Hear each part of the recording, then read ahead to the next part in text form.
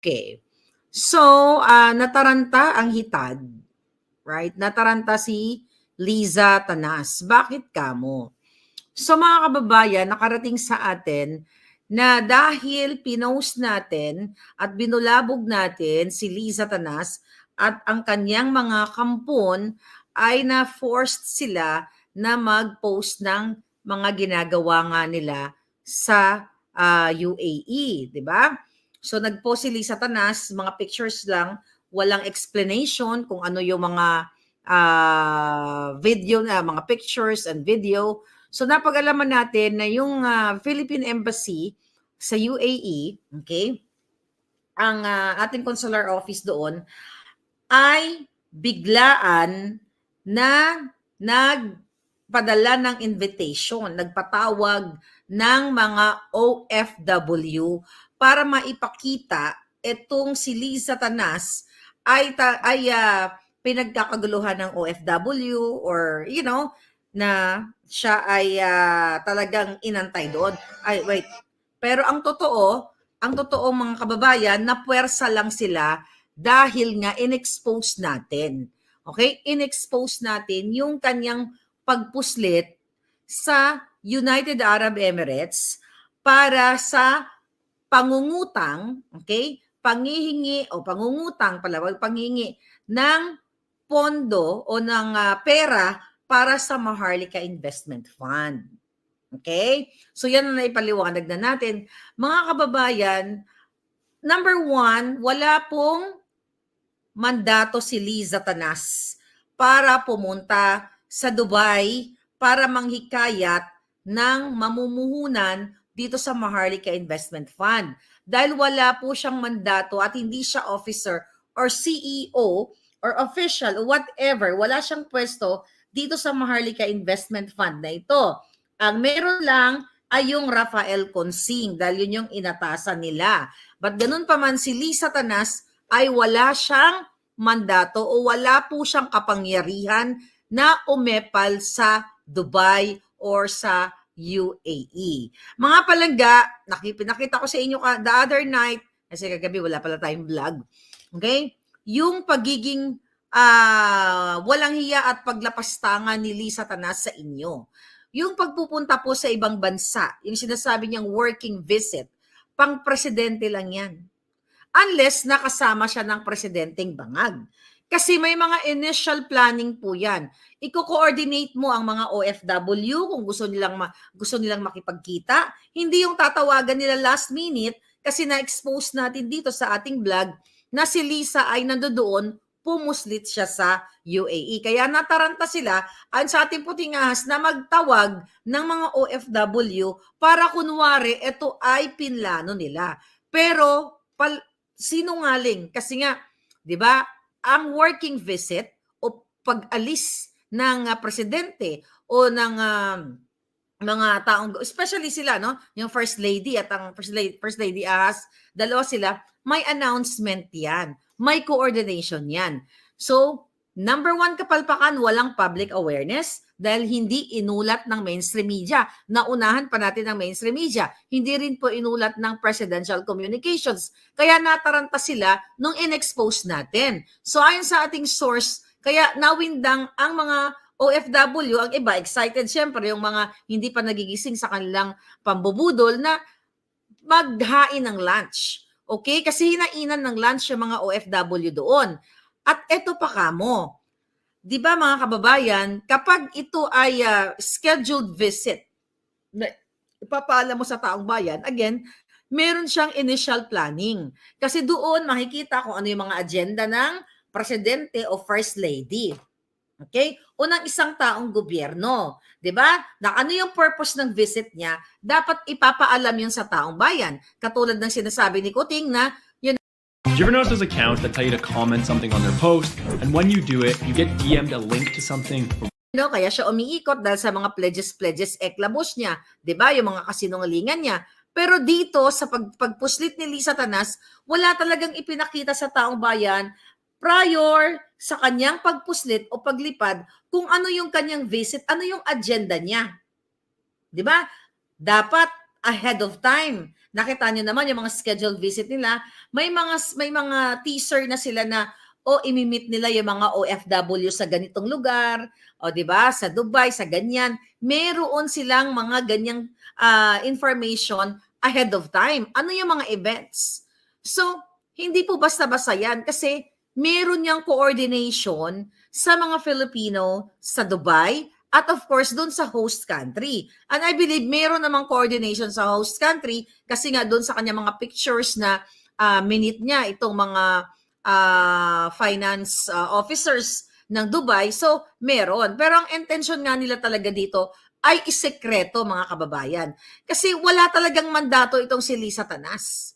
Wala siyang mandato. At saka kapag umaalis po ang isang taong, particularly ang presidente, at siya yung umaacting ng presidente, meron niyang, sabi ko nga kanina, ay may planning, may arrangement dun sa pupuntahan niyang bansa. May mga venue na po, let's say, yung OFW, di ba, ahead of time. Usually, ang dami na nagsisend sa akin, Miss Maharlika, pupunta ng Dubai si Lisa Tanas o pupunta ng Dubai si Kuting. Di ba may mga ganon? So dito wala. May schedule dapat yan kung anong oras, ano ang agenda nila with the OFW. So ang dami pong considerations diyan na pag umaalis ang bangag na presidente at kasama ang kanyang first lady, may mga protocol at may mga diplomatic considerations katulad na nga po dito yung sa media, 'di ba? Communications to the people. Number one na i-coordinate nila media. Pero nga yung mga media, tameme lahat kasi mukhang nasungal-ngalan yung karamihan sa kanila, yung kanilang mga bunganga nila. Kaya talagang walang media coverage, walang press release. Wala. Kasi after 5 hours na ako na nag-vlog, nagdadadat ako na in-expose ko sa inyo na si Lisa Tanas ay, nasa Dubai, dumating na, tsaka pa lang sila nag-post ng kanyang picture na working visit. Kaya sabi ko nga, anong working visit pinagsasabi nitong sabi nga ni Attorney Glenn yung sa speech niya, snatcher ng boto, maliban sa snatcher, kidnapper pa. Di ba? Ano ang kanyang mandato para pumunta sa Dubai, mga palangga? Kaya yung engagement niya ay sobrang biglaan. Okay, bakit kamo? Okay, so may nakita tayong video, pero papakita natin sa inyo saglit ito. Okay. Okay. Saan ka makakakita na kung ito ay naplano ng ahead of time? Okay?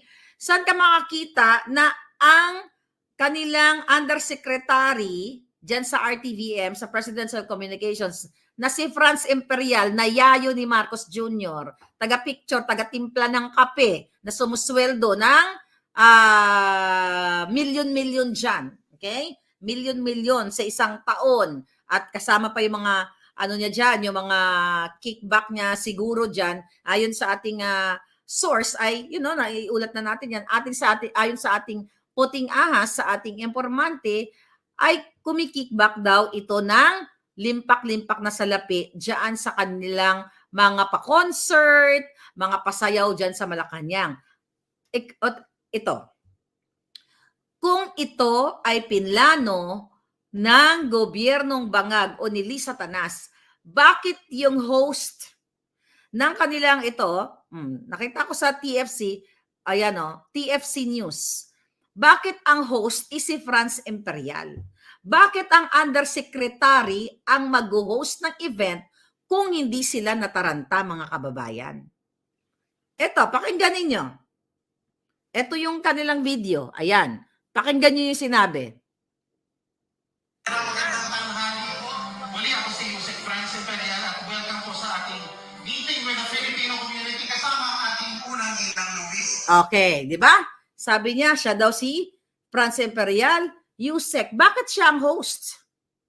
Mga kababayan, bakit ang undersecretary ang mag-host kung ito ay pre-planned na? Kung ito ay pinaghandaan? So, ibig sabihin, wala na silang mahugot na host.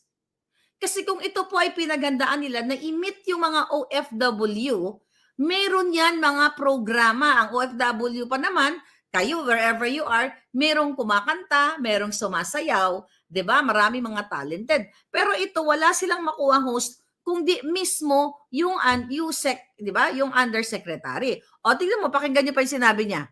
Araneta Marcos. Sa ilang sandali po ay ihahain na ang ating tanghalian. In just a few moments, lunch will be served. Welcome po sa ating mga panauhin. Kasama natin ngayong tanghalian ang iba pa nating delegasyon at opisyalis kabilang sina Special Envoy to the UAE, Ms. Catherine Yu Pimentel. Okay, stop ako muna doon. Okay? Magla-lunch na kaagad. Intro, lunch na kaagad. Kasi wala silang program. Mga kababayan, wala silang program. Sino yung unang in-introduce ni France Imperial? Si Catherine Yu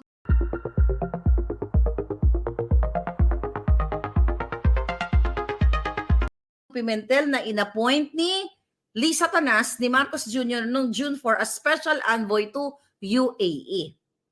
It's okay na sumama siya doon kasi siya naman ang special envoy to UAE. Pero ang question ko kay Coco Pimentel, bigla ko naalala. Ikaw, Coco Pimentel, naalala niyo po yung investigation sa Lotto, okay? Sa Philippine Charity Sweepstakes na nilansin nila ni Tulfo na wala na nangyari.